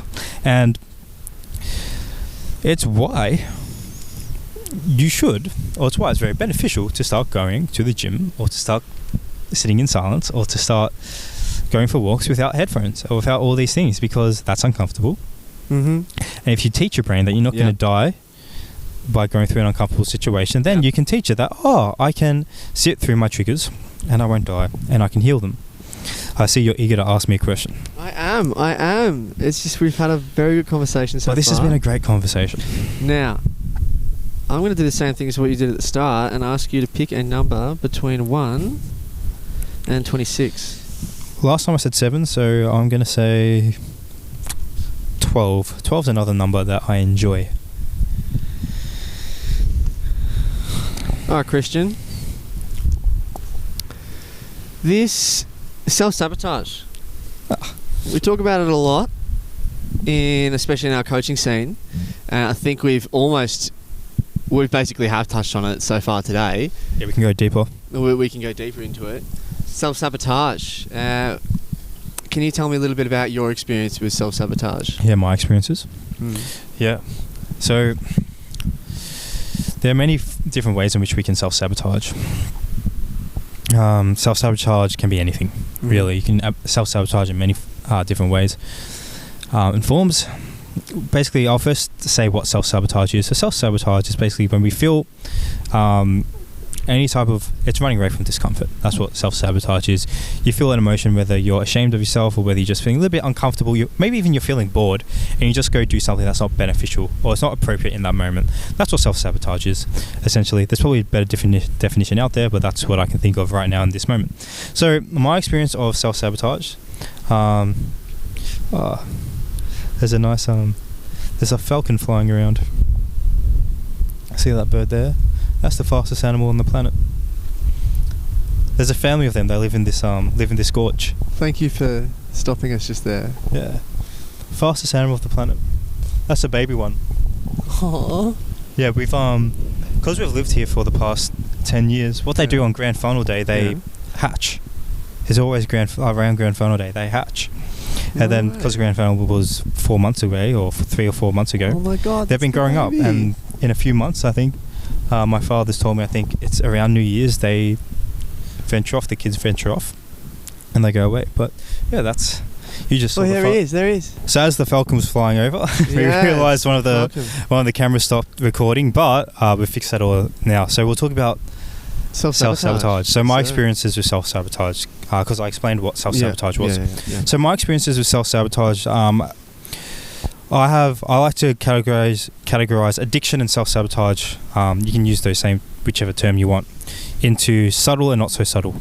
I mean, obvious and subtle addiction, self-sabotage, or forms of self-sabotage. So my obvious ones, I struggled for a long time with porn as a man. I'm not ashamed of it anymore. I was for a long time. Being introduced to it I think I was 11 years old. And it probably took me until I was in year 12. A bunch of mates of mine who discovered NoFap, and we attempted it, but I struggled. I was sort of half committed to it, and for about 4 years, 3-4 years, and I couldn't not do it. And then I was able to overcome it, and I think I haven't done it. I haven't watched porn or consumed porn in a long time. I don't, as you would know from last podcast, we don't count the streak, so I actually don't know the exact day what it is today. I've got an app that counts the streak, and any time I ever check is if someone asks how long I've gone. It's on my phone right there, but I think it is like 900 days or something along those lines. So I struggled a lot with porn. That was my main form of self-sabotage. Deep into the night, or that's when, because you're not doing anything at night time except sleeping, that's when your thoughts and your uncertainties, your doubts, your fears, your uncomfortable emotions come up, and that was my form of escaping, consuming porn. And I know lots of men listening to this, even some women would resonate with that. It's what we do. It's even if you're bored, you don't know what to do, you'll just open up the hub. And that's something that I struggled with for a very long time. And that was really hard to overcome. But I think for me, the even harder addiction to overcome for me, because with porn, one of the ways I overcame that was optimizing my environment. So I made it impossible to access. So I installed all these blockers, so I physically, I still can't go on my phone and consume porn. I can't do it. And every time I relapsed, I found a new way to access it. So then I found a new way to block that thing. So you need to optimize your environment. If you find you drink all the time, then make it impossible for you to have drinks in the house. Just don't have them in the house.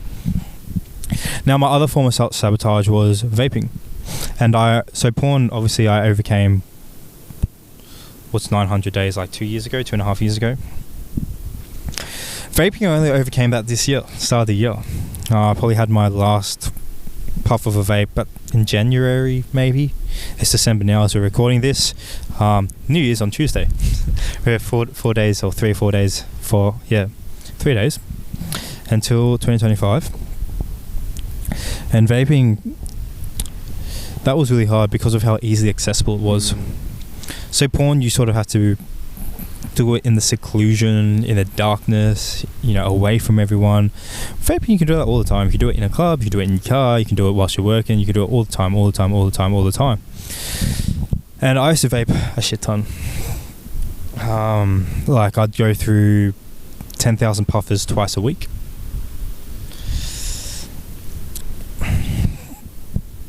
And that was really hard to get rid of. That was really hard to overcome, the vaping, because as we said last episode, it's enjoyable, it's fun, and every now and then I still get the crave. Sometimes some of my mates might have a vape, and I have the thought I'd like to have one, but again, I'm not my thoughts, so I can realize even yesterday, me and one of my mates, we went for a walk along the reefs, and he had his vape and he was puffing on that, and I had the thought, I could smell it a little bit, and I was like, that would be very nice right now. But me knowing I'm not my thoughts, I was able to be like, yeah, but I'm not going to do that. I'm not going to do that. And you don't have to succumb to your desires. You can have desires, you can have emotions, you can have things you want to do, but you can realize you just let it be. It like the beach ball, it flows along. So porn and vaping were my big ones, and I struggled with those a lot. Now, I probably don't have any big obvious ones right now. All my other ones would be subtle ones, and some subtle ones that I've dealt with, and to an extent you still deal with them and you just get better at them over time, is I would say there's 2 of them, 2 very subtle forms of self-sabotage, maybe even 3. The first one would be the phone, because that's a subtle one. Because we all know we shouldn't just be scrolling on Instagram and just always on our phone, but most of us are sort of aware of it, but we're not, so it's not really obvious. Whereas if you're doing porn, or if you're vaping, or if you're doing drugs, everyone knows you're doing something bad, and they're like, you probably shouldn't be doing that. Even if you are doing it, probably realize, I shouldn't be doing that. But with your phone, no one comes up to you and be like, hey, stop, get off your phone. If you're out and about, no one's like, you're on your phone again. You said, it's not like you're getting another ciggy when you shouldn't be smoking. So that's a subtle one of mine that I've worked on to limit the amount of time I spend on my phone, blah, blah, blah, blah, blah. Another one is overworking, working too much. So it can be a blessing and a curse, because you get a lot of stuff done, but it can be a form of self-sabotage when you work to the point where you never take time for yourself. Now, I've gone to the point where now I enjoy working so much that I actually have to discipline myself to not work. I have to discipline myself to take time off. Right now is the New Year period, and I sort of have to discipline myself to not work as much. Well, that's why you come down to a place like this. That's why I make sure I come down to Rye, because when I'm in Rye, I can allow myself to relax, and environment's so important. Obviously, you want to be in a place where you can have a vape in front of you and not touch it. But environment's so important, where you want to stack the environment as much as possible in your favor, is what I was talking about with triggers. Obviously, you want to, let's say someone was very narcissistic towards you. So now whenever you encounter a narcissistic person, it hurts you a lot. Now, obviously, a good thing to do is just don't surround yourself with narcissistic people, or people who are violent, or people who are, not even violent, I mean, aggressive in their language, or they're disrespectful. Let's say you've encountered lots of disrespect in your past, and whenever you encounter disrespect, it's very painful, and that's okay if it's painful. Now, obviously, now what you've learned is I probably don't want disrespectful people in my life. I don't want to surround myself with disrespectful people, and that's a cool conclusion to have. That's great. You're setting boundaries and stuff along those lines. Now, you're not going to go through life and never encounter a disrespectful person. So you want to first avoid it as much as you can. Not avoid it, but limit it as much as you can. And limit your exposure to it as much as you can, because it's not something that's beneficial for you. But you don't want to be the type of person that if it comes along, or not if, but when it comes along, you can't handle, you can't you cope. need to run away, because then crumble. that's not good. That's just another avoiding it. That just means you're weak. Yeah, correct. It just means you're weak. Correct. And when I say weak, I'm not meaning in a derogatory term, but it means you don't have the capacity to deal with the difficulty when it comes around. It's like, okay. We spent most of this episode talking about the fact that difficulty is very useful in ways. Yeah, difficulty is good, and overcoming self-sabotage is difficult. Of course it's difficult. That's okay. It's a solution. That's good. Yeah. It's also talking about porn and things like that. That was a big thing for me as well when I was younger. Yeah, really? Not as much. I think I went harder. So porn just kind of seemed for me like it wasn't as bad, because I had some serious things that I needed to work out how to get rid of.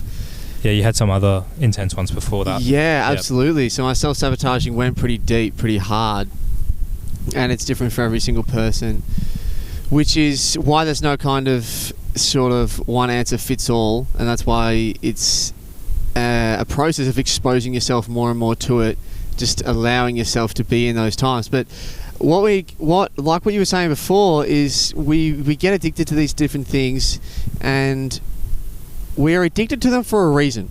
They're our medicine. They're our coping mechanism. They are our medicine. They're our coping mechanism. Oh my God, they literally say when you go over to someone's house, it's like, oh, they've got the medicine out. It's the alcohol they're referring to. I've never heard that. Oh God, yeah, I've heard that many, many times, and it's like, oh, they've got my medicine. And it's like, we even say it as a culture. We even say it, and we admit it, but we don't see how we are treating ourselves in that way. And it's a very similar thing. Like I loved smoking. It's fun. It's nice. It's fucking awesome. Nice to do. And it comes down to, okay, why do we smoke? What does it give me? It gives me an opportunity to go out and distance myself and relax from what I was doing, relax from that work. And what that provides is downtime. It provides deep breathing, an opportunity to be still. Like what we were saying before, being still is so important. But I would never allow myself to do that naturally, ever, ever, ever. Except when I was smoking. So instead of... And it's a need. You need to do it in order to function better. And so smoking would actually help me function better. Because I was able to go out there and take a break. I was able to go deep breathe. I was able to relax. And so it was the solution. But it was also hurting me. And it was creating a dependency, which I think we don't see a lot. I think, oh, we go out and we drink. Great, it's awesome. But when we drink, why are we doing it? Are we doing it because we need it to enjoy that time with our friends, or we need it to have that courage? Or are we doing it because we genuinely love the taste, we love feeling a little bit more free, I guess, with the people around us? But even that's its own little... That in itself is... its own little detriment to ourselves, its own little self-sabotage. Yeah, liquid confidence. So the goal is, can you be the person you were drunk when you're sober? Absolutely you can. Yeah. But I think that's like the challenge. Can you be the confident person? Yeah. Same confident person you are when you're drunk and you're sober. You can. Mm. Of course, you're going to suck at it when you start. You just have to learn how to do it. Well, drugs, vaping, porn, all that stuff allows us to feel a certain way. It allows us to feel a certain way, which we are capable of naturally. Yeah. Because if you weren't capable of it naturally, you wouldn't be capable of it with these things. It wouldn't be possible. Exactly. Yeah. And so that was a massive, massive moment for me. I was watching a TikTok and I heard that. And it was massive for me because it was like, oh, okay. It's not just like I'm incapable of...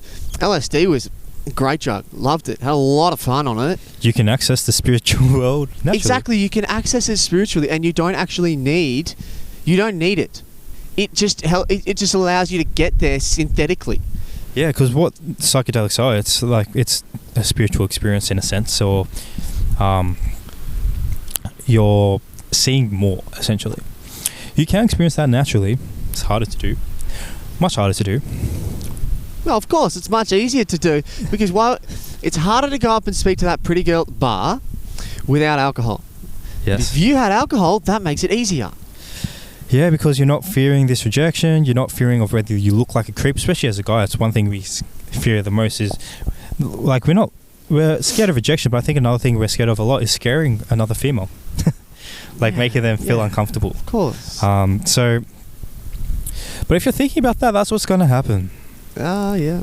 That's what's going to happen. If you are so worried about the negative outcome will occur. Yeah. Yeah, because we are looking to see it. We're trying to make it not happen, but in doing so, we create an environment in which all you're thinking about naturally happens. It's like if you're so worried about not being poor, you're just going to be poor. Yeah. Because your brain doesn't hear the words not or can't. Yeah. It just thinks, Cristian's thinking about poverty all the time.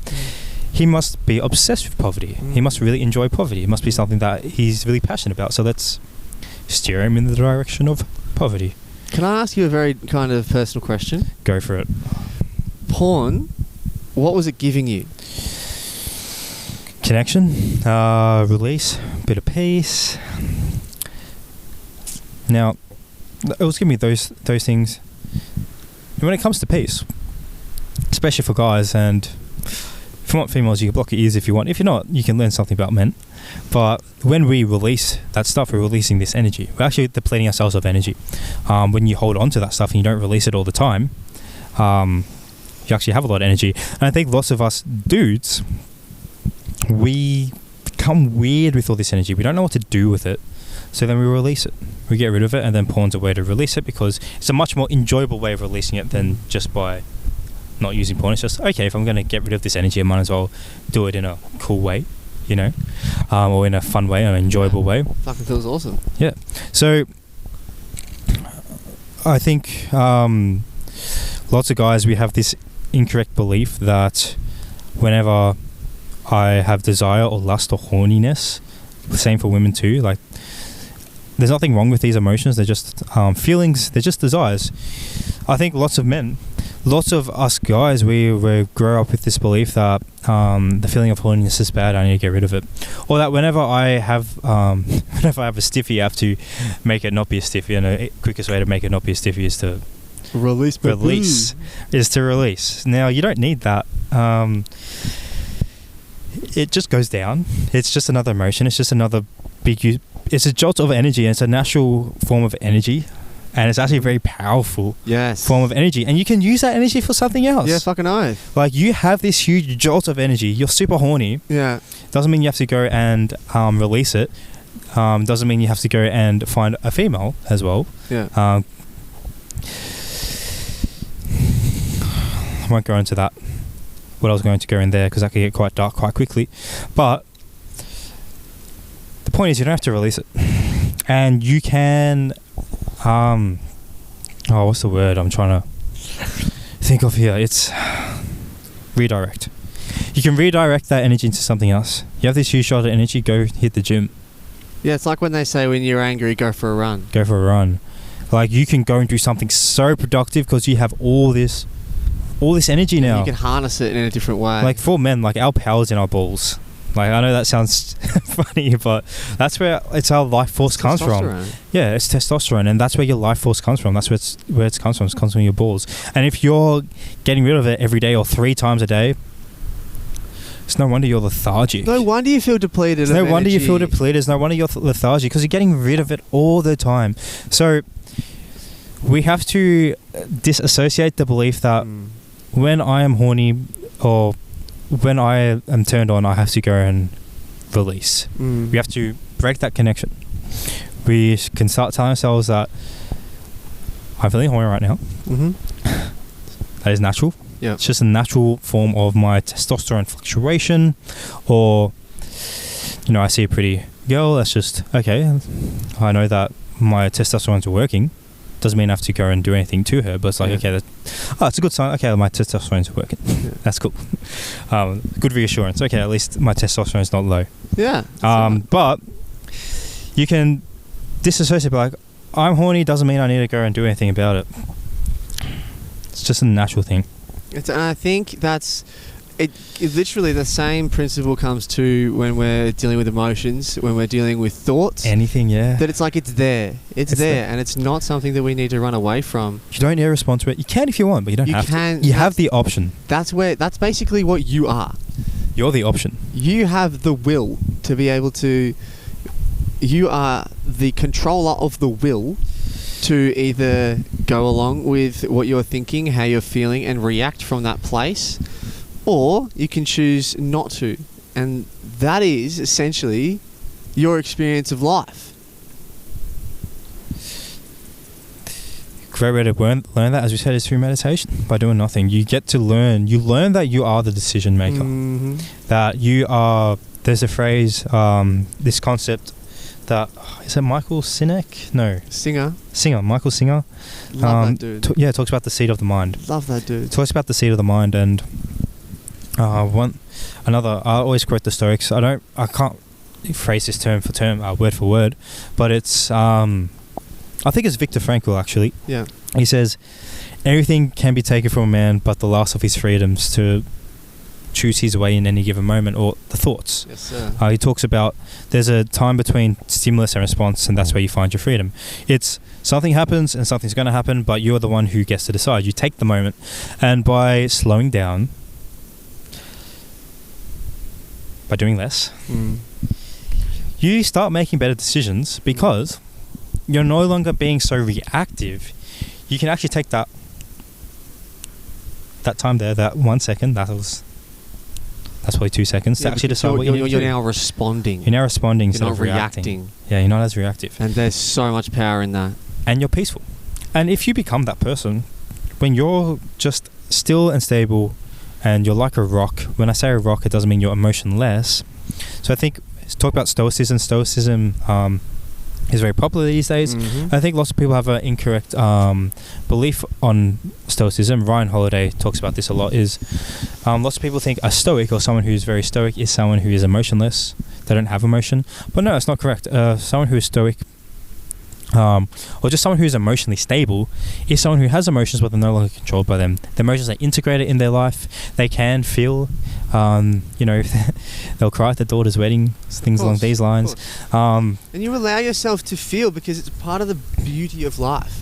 But they're not an emotional wreck. Exactly right. They can make decisions in spite of emotion. And the way to do that is not to push the emotion down. It's to actually feel it for a little bit, take a few deep breaths, and then you can go logically decide what you need to do. Whereas if you push it down, then little do you know that the emotion is actually still working beneath the surface and is actually still playing a role in your decision making. You just don't know it because you've pushed it down. It's still there though.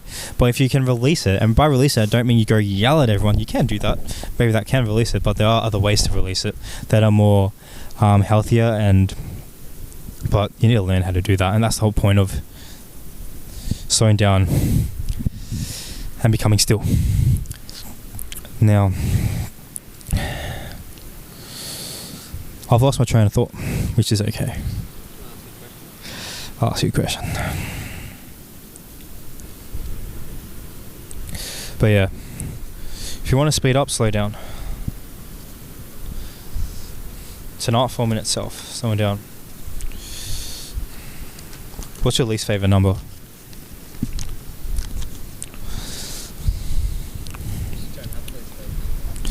I don't have a least favourite number.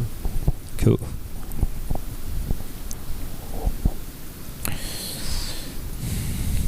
What about 8? I was going to ask you 28. Go on. Because we talked about always being outgoing.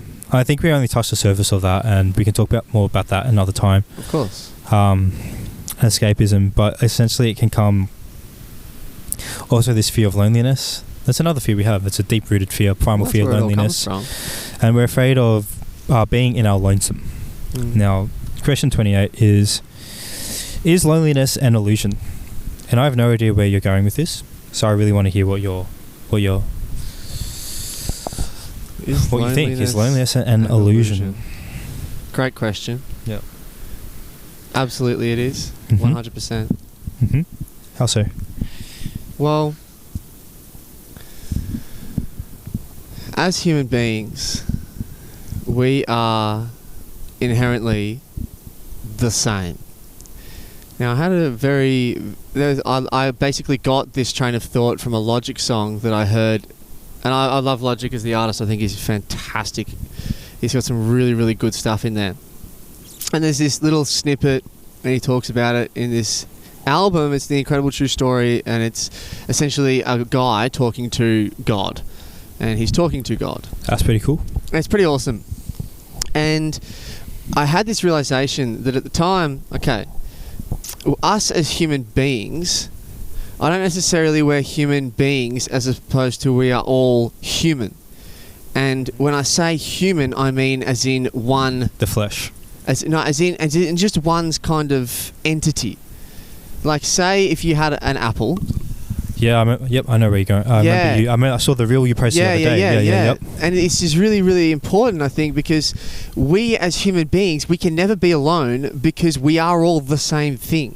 Yeah, can you explain the apple? So the apple is essentially, if you had an apple and you took a slice of that apple, it's still apple, right?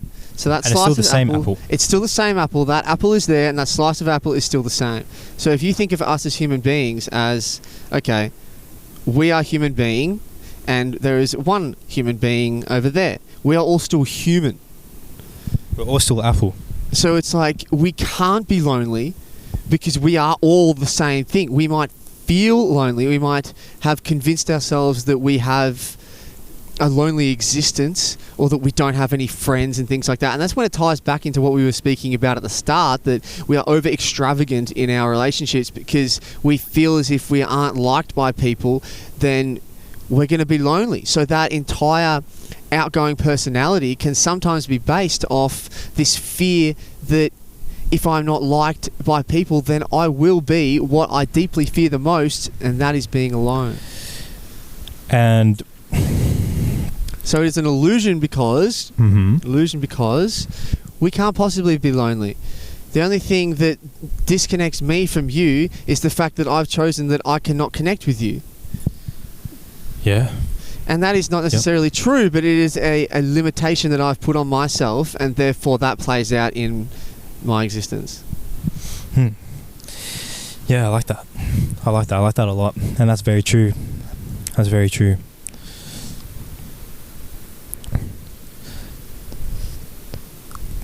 If you want to go spiritual for a sec, it's a great book. I highly recommend everyone reads it. It's called Return to Love by Marianne Williamson. Yeah. Another great book. Another great spiritual book is The Way of the Superior Man as well. I haven't read that one. Got to read that. It's a great book, especially for dudes. I don't think it's applicable for. It probably won't resonate with women because it's written for men. But it's a great book. But Return to Love, I always say Superior Man is like the masculine version of Return to Love. But Return to Love, Marianne Williamson, the author, talks about this concept of spiritual oneness, where we are all one, which is why this deep-rooted principle, and it's one of the most fundamental principles, and it's why the great rule is love yourself as your neighbor. Or love one another. And the reason why is we are all interconnected, in a spiritual level. So you and I are essentially part of the one. We come from the same source. The same source. If you're not an atheist, you could say it's the source of creation. If you are an atheist, you probably call it the universe. It's whatever you want. You can use whatever. I'm not going to get. You can use whatever resonates with you. That's all good. So we all come from the same source. We all come from the same apple, in a sense. And we're all part of the same apple. Which means that, now this is the principle, is what you give to others, you give to yourself. And what you give to yourself, you give to others. So, all these flies. So what that means is, if I hurt you, I'm hurting me. If I hurt me, I hurt you. So going back to forgiveness. So if you want to feel less shame in your life, and you want to be able to forgive yourself for the things you've done, things you feel ashamed of, and we all want to forgive ourselves for the things we've done. The big things we've done and the small things we've done, we want to forgive ourselves. We want to let go of them. And this is the principle of what we give to others, we give to ourselves. Now, the greatest way to forgive yourself is to forgive others. It's actually to start forgiving others. Let go of others. Now, if you find you struggle to forgive yourself, then start, or let's say you struggle to forgive others, forgive yourself. Because you cannot give someone what you do not have. What you do not possess. What you do not possess. And it's why I feel like we've talked a fair bit about relationships now, is you can't give to others what you don't possess yourself. So if you want to feel loved, like if you want a loving relationship, or you just want a nice, healthy relationship, you have to love yourself. If you want someone to see that you are worthy of love, you have to see yourself as worthy of love. Touche. If you want to date someone who prioritizes their health, you have to prioritize your health. So one of the greatest questions that people ask is, how do I find the love of my life? How do I find a healthy relationship? How do I find even good friends? How do I find good friends? How do I find people I can connect with on a deeper level? How can I find just good relationships? You have to become it. You have to become, if you want a missus or a dude who is emotionally stable, who is generous, who is loving unconditionally, who is accepting of who you are, who is fun, good looking, outgoing, dresses well, all of these things, you have to become that. Yes, sir. you have to become that. Stop focusing so much on the other people, man. The other person. Focus on yourself. If you want fun friends, you have to start being the fun friend. Yeah. If you want deep relationships and connections, you have to be the person who starts deepening those relationships and connections. If you want friends who initiate and who invite you to things, you have to start being the person who does that. And guess what that means? It doesn't mean going back to scarcity and abundance mindset. It doesn't mean that you do it because your intention is because you desperately want the people you have in your life right now to become those things, because then that's transactional. If you're doing it because you realize that I'm going to be the most authentic person I can be. I'm going to become the most loving, the most pure, the most courageous, the most disciplined, the most authentic, the most integral person I can possibly be. Knowing that it will remove the people in my life who do not fit that, which will make space for the people who do. Yep. And I think that I 100% believe with complete conviction that is the way to find the people in your life who are right for you, is to become that person first.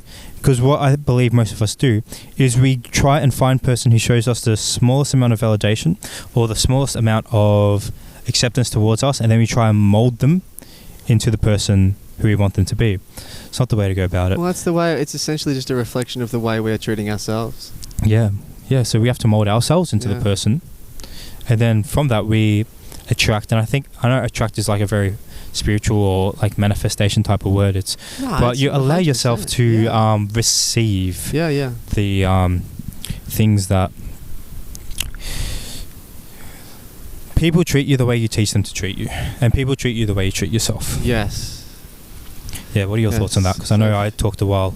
Well, we're going to have to wrap it up very shortly, but... Yeah, we can do that. Very quickly, yes, you treat people, or people will treat you the way you treat them, is pretty much the most foundational piece of information that you could take away from this today.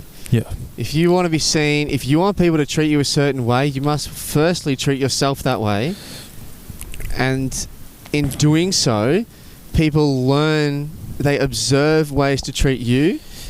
And you will also start to sort out the people that you don't necessarily need in your life anymore. And that's cool. You have to be cool with that. And that is a very hard... It's as Jordan Peterson describes it as a process of burning. Oh, you mourn. You do mourn. It's because you have to burn the old sense of self that was created for, as you have discovered the wrong reasons to fit in, to then allow yourself to emerge as your authentic self, and that sucks. It's really hard. Yeah, it's like a phoenix. You know, you're it's exactly like a phoenix. Burning exactly yourself, right. and then you're being reborn from the ashes. Correct. Yeah, because you have to make room. You have to make room. You have to make room. Like, you're not going to make room for the career that you deep down want, or the relationships that you deep down want, or the health that you deep down want, if you don't remove the things that are there right now, and even the beliefs, the thoughts. The beliefs, most importantly, because you can't really control your thoughts. You can, in a sense, give yourself new thoughts. But you have to remove the beliefs that are holding you back to make space for the beliefs that will send you in the direction that you need to go, that you most desperately want to go. And going back to what you were saying before, like the first thing you said, is like one of the most, you said something along the lines of it was like a realization you had, or it's something you realize now. What you were craving was respect, or you were wondering, why don't people respect me? You have to respect yourself first. Yes, or you have to you have to become a person you can respect. It was about being serious. And I was like, take yourself seriously. Why did no one take me seriously? It's because I didn't fucking take myself seriously. How could people treat me? So people were literally treating me the way I was treating myself. 100%. And it's a very good example of that happening. 100%. That happens all the time. And it's like, okay, this is really good. It's really useful because we can start to look, okay, why don't people think I'm funny or something like that? Or why don't people think I'm friendly? It's like, okay. You don't see yourself as that. You don't see yourself as friendly. And it's actually the most beautiful thing, because it's like we were saying before, it's this kind of backwards way of looking at it. It's, okay, that's a reflection of the way I'm treating myself, the way I view myself. And it's so freeing, because we can use these examples of, no one takes me seriously. Okay, I need to take myself more seriously. Yeah. It's like we can use that information to improve ourselves, and then go start treating ourselves the way we want to see it, and start feeling the experiences, having the perspectives, and just living the life that we want to live. And that requires a great deal of humility. Great deal of humility, because that hurts the ego. Oh, fuck yeah, it does. That fucking hurts the ego. And if you want to improve, hurt the ego as much as you can. Put yourself in the situations that hurt the ego as much as it possibly can. Put yourself, if you want to become a less insecure person, put yourself in the places that make you feel the most secure. Insecure. Insecure, oh yeah. If you want to become someone who is so strong-minded that nothing pisses you off, put yourself in the places that trigger you the most. Speak to the people who trigger you the most. Hang out with the people who trigger you the most. If you want to become someone who if you actually want to get to the point where you can be surrounded by drugs and not touch them, be surrounded by drugs and learn how to not touch them. Yeah. But obviously, maybe at the start, ease yourself into it. Yeah. But the way I learned how to not touch cocaine was to be in the back room at certain clubs and to have it right in front of me, and just fucking handle that and desire. Be like, yeah, no, I want to do it, but I'm not going to do it, and now I don't want to do it. Now, I don't feel like doing it, and like that's something I experienced week in, week out. Yeah. I'd be in the back room of certain clubs, not going to mention them because I don't want to. Yeah, that's probably wise. But people do them, and people are doing it from a place of kindness. They offer you all these things, and I love that. It makes them feel better, and they're trying to help you. And it makes me feel included, which is cool. But you can say no, thank you. Yeah, and you have to have so much certainty in who you are as yourself to be able to say no. So I think so many people are so afraid of being no, because for two reasons: they're afraid of rejecting someone, and they're afraid that they will be rejected for saying no. Yeah.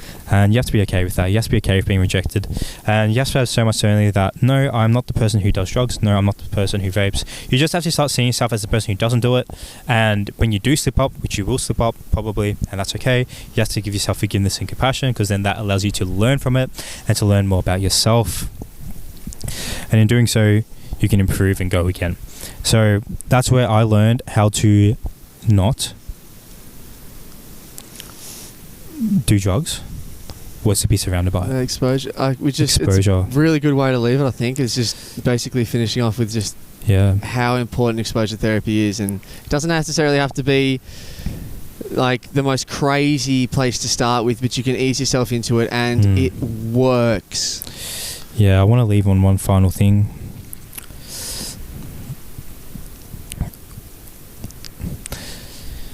whenever you set an intention that you want to improve a certain area of your life, it's as if God, you can use universe, you can use whatever word works for you, I don't mind. It's as if the world around you puts it in front of you and says, are you sure? Let's go. Challenge accepted. And I've seen this on I've seen this same post over and over again, and people are just sharing it over and over again. And it's this post of like, you asked for discipline, now you're getting faced with temptation. You asked for strength, and now you're getting hit with hard times. You asked for focus, and now you're getting tempted with distraction. You asked for strong relationships, and now all your relationships are broken. You asked for this. It's you have to go through it. You asked for financial security, so now you're going through poverty. The only way is through. Only way is through. And the obstacle is the way. One of my favourite quotes, the obstacle is the way. The impediment to action advances action. What stands the way becomes the way. Marcus Aurelius. That's from that quote there. And you have to be willing to, if you want something in your life, if you want to become a certain person, you have to be willing to climb the mountain that leads you there. And on the other side of that mountain is the thing that you desire, and that's great. And first of all, it's the expectation. You have to expect that, okay, there'll be tough times, but you also have to expect that I'll get through those tough times. Yes, sir. And that's great. On the other side of that, on the other side of the tough time is the thing you want. So start seeing the tough times not as your downfall, but as the prerequisites. Yeah. You know, let's say you have a uni assignment, you have certain things, certain criteria. Yeah. It's part of the criteria. Yes, sir. Tough time is part of the criteria. Yeah. It's very, very, very, very useful, and just like you said, necessary. And it's something that we have to deal with. It's something that we have to learn how to deal with, and start small. Yep. You don't have to throw yourself in the deep end. You can. It's going to be fucking hard. I'd say you can throw yourself in the deep end, and it might be a bit more overwhelming. But if you're, it's going to be very much more overwhelming. Much more overwhelming. And if you reckon you can take it, take it. But if do not, it. If not, then just take a step outside your comfort zone. Yeah. And then take another step, and another step. It's personal preference, but I would personally recommend just taking steps. Yeah. Yeah, it's far easier and kind on yourself. Yeah. But you can do either way, and it's up to you. But it's your journey, so enjoy it. It's your journey. Well, this has been a good chat. Yes, sir. And we got through 2 questions or something. 3. We made an advancement on last time. Last time we asked 2 questions. This time we asked 3. No, but this was a good chat. This was a very serious chat as well. Yeah. An important chat. Lots of great topics we talked about. I'm so excited for episode 3 because this time it just flies. Yeah, man. It just flies, and we just have so much more to talk about. Yes, we do. So much more. Thank you, bro. Yeah. Thank you. Those biceps are pumping from that handshake. I'm excited for episode 3. Let's go. And yeah, if you guys ever have any questions about stuff, you know, you can ask me in the comments. You can message Calum or myself directly as well.